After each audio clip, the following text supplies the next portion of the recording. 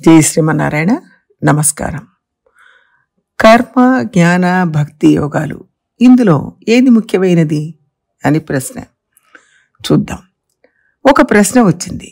దాంట్లో కర్మ, జ్ఞాన, భక్తి మార్గాలు, ఈ మూడింటిలో ఏది సులభమైన మార్గం, ఏది మంచి మార్గం, భగవంతుడిని పొందడానికి ఏది ఉన్నతమైన మార్గం అని ఒకరు అడిగారు. ఈ మూడు విడివిడిగానే మోక్షం పొందడానికి సాధనంగా చెప్పబడింది.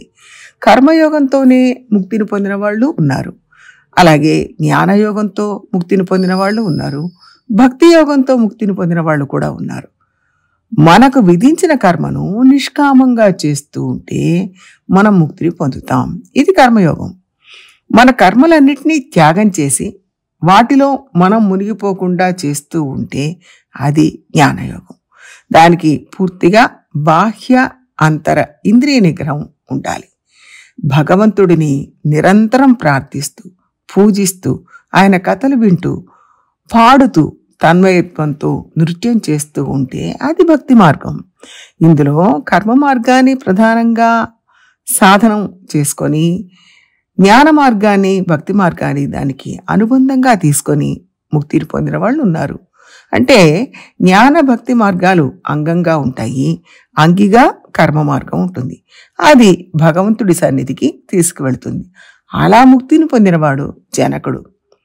కర్మణైవ హి సంసిద్ధి మాస్థిత జనకాదయ లోక సంగ్రహమేవాపి సంపశ్యన్ కర్తుమర్హసి అని గీతలో కృష్ణ పరమాత్మే చెప్పాడు. అది కాదంటే జ్ఞాన మార్గం ప్రధానమైన ముక్తిని పొందడానికి సాధనం అవుతుంది. అప్పుడు కర్మ, భక్తి యోగాలు అంగంగా ఉంటాయి. అలా మోక్షాన్ని పొందినవాడు జడభరతుడు. భాగవత పురాణంలో ఆయన గురించి విస్తృతంగా చెప్పబడింది. ప్రియంవతుడి వంశంలో పుట్టినవాడు, భక్తిని ప్రధాన సాధనంగా ఎంచుకున్నవాడు. ప్రహ్లాదుడు భక్తి యోగంలోనే మోక్షాన్ని పొందినవాడు.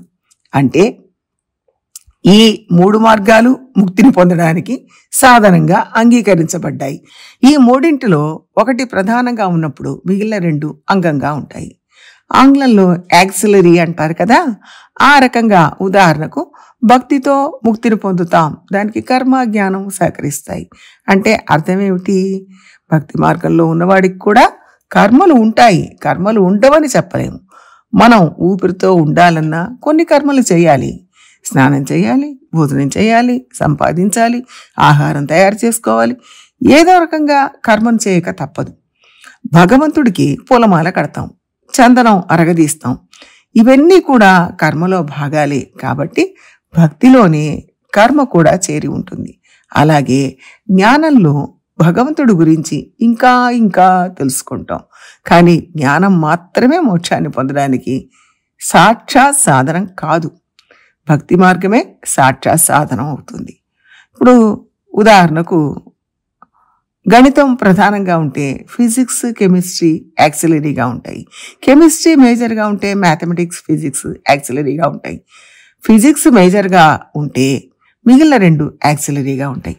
అలాగే కర్మయోగం, జ్ఞానయోగం, భక్తి యోగం, ఈ మూడింటిలో ఒకటి ప్రధానంగా ఉంటే మిగిలిన రెండు దానికి సహకరిస్తాయి. ఈ మూడింటిలో ఏ మార్గాన్నైనా అనుసరించవచ్చు, కానీ దానికి ఉండవలసిన అర్హతలు మన దగ్గర ఉండాలి. అది మన దగ్గర ఉన్నాయా, మన ఆ మార్గంలో పయనించగలమా అని మనం ఆలోచించి ఆ మార్గాన్ని చేపట్టాలి. ప్రయత్నం చేద్దాం. జై శ్రీమన్నారాయణ.